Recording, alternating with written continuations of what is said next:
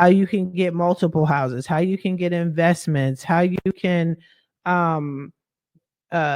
get more money, more benefits for your children, benefit, because you guys are searching everywhere, and sometimes you just got to look within, right? So here it is. It's called Decoding the PACT Act. And this is what I did. I think this is, which one is part one? Shut up. This is backwards. Where's part one? Jesus Christ. Hold on, y'all. Rock out with me. I got you. This is what it looks like. I just can't see which one is part 1, 2, and 3 because on my end, as you can see, it's blocked. I think this is part 1. Here we go.